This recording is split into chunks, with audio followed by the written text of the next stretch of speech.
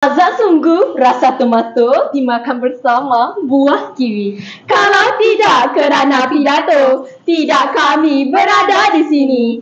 Assalamualaikum warahmatullahi wabarakatuh. Salam sejahtera dan salam Malaysia Madani. Yang dihormati barisan panel hakim yang arif lagi bijaksana, yang sedang menjunjung mahkota keadilannya, penjaga masa yang sentiasa peka dengan edaran waktunya, barisan warga pendidik budiman, hadirin dan hadirat yang kami hormati.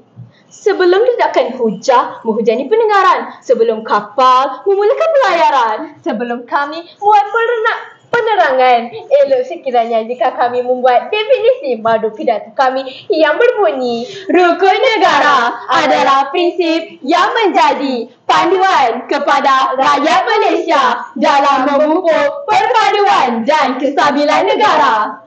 Berdiri sama tinggi, duduk sama rendah. Hati gajah sama dilapar, hati kuman sama dicecah. Bagai aun dengan terbing, berat sama dipikul, ringan sama dijinjing. Bulat air kerana pembentuk, mudah manusia kerana mafakat.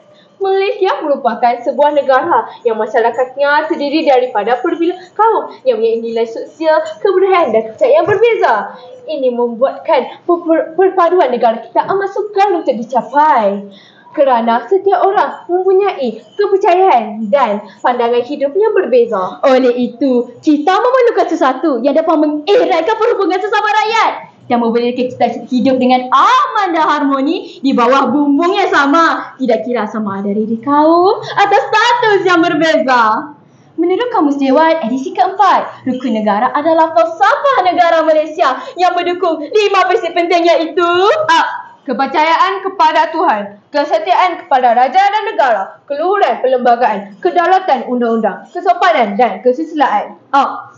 Sidang penonton penuh santun sebagai pembuka tirai perbincangan. Perpaduan yang dimiliki pada hari ini bukanlah dicapai dalam sehari dua, tetapi dibina atas sikap toleransi kaum di negara ini. Kejayaan negara menunjukkan bahawa amalan menghormati setiap agama dan kepercayaan setiap individu dapat membuatkan kita hidup dengan aman. Setiap agama pasti menyeru kepada kebaikan sesama manusia. Berdasarkan prinsip kepercayaan kepada Tuhan, semua rakyat Malaysia harus mengakui bahawa Tuhan melebihi kuasa yang lain. Seseorang yang patuh dan taat setia kepada ajaran agamanya mempunyai budi pekerti yang mulia serta sifat-sifat yang terpuji.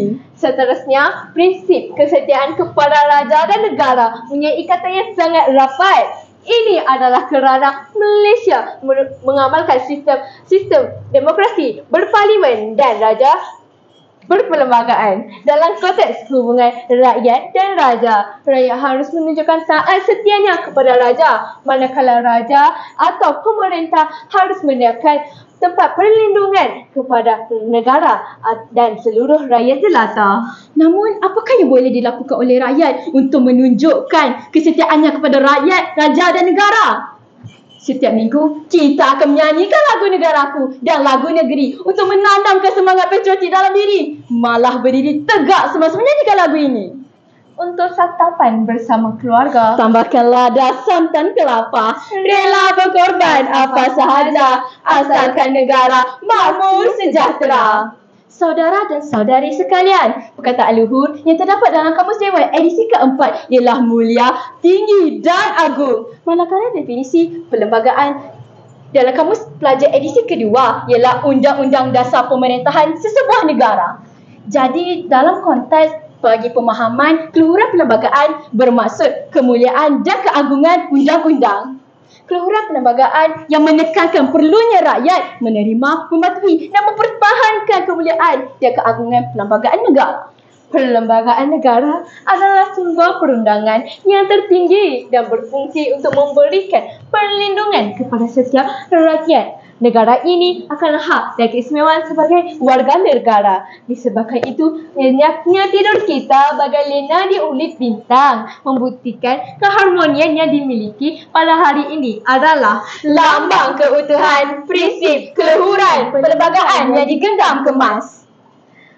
Hadirin dan hadirat yang kami muliakan, memang tidak dapat disangka lagi bahawa prinsip kedaulatan undang-undang ialah prinsip perundangan yang menyatakan bahawa seluruh negara harus diperintah oleh undang-undang. Semua rakyat adalah sama di sisi undang-undang negara.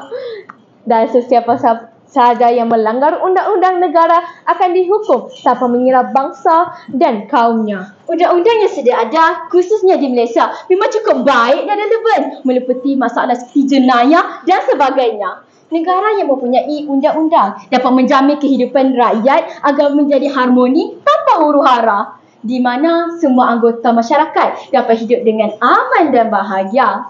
Sesungguhnya, prinsip rukun negara yang keempat, iaitu kedaulatan undang-undang, dapat melahirkan insan yang patuh kepada undang-undang dan peraturan negara. Saudara dan saudari yang dihormati, yang kurit itu kundi, yang merah itu saga, yang cantik itu budi, yang indah itu bahasa. Umum mengetahui bahawa prinsip kesopanan dan kesusilaan adalah prinsip kelima rukun negara. Prinsip ini menekankan perkembangan personaliti dan tingkah laku setiap rakyat. Ia bertujuan untuk membentuk warga negara yang bersopan santun dan bersusila. Oleh yang demikian, secara tidak langsung, perkara ini membuktikan bahawa budaya negara kita tidak menyediakan ruang untuk menentang segala perkara yang berkaitan dengan kebiarapan. Dari bahasa dikenali bangsa, dari budi dikenali hati. Rakyat Malaysia juga terkenal dengan budi bahasanya seantero dunia. Hal ini sedemikian sehingga lahirnya satu cegah kata yang mendorong sikap saling hormat menghormati di bawah untaian kata yang berbunyi budi bahasa budaya kita, yang tua kita hormati dan yang muda kita sayangi. Kesimpulannya, rukun negara bukanlah sekadar prinsipnya hanya dilafazkan dengan ikrar, tetapi ia juga menuntut kesungguhan setiap warga negara untuk menghayati dan mengamalkannya. Justru mengamalkan rukun negara akan melahirkan masyarakat yang bersatu padu, muhibah tanpa mengira kaum, serta bersikap saling hormat menghormati antara satu sama lain. Sebagai penutup tirai wacana ilmu kita pada hari ini, satu persoalan buat semua. Adakah cukup sekadar melafazkan 5 prinsip rukun negara, sedangkan hati dan jiwa masih prejudis terhadap negara? Tepuk dada, tanya selera. Sekian. Wabillahi taufiq wal hidayah. Wassalamualaikum warahmatullahi wabarakatuh.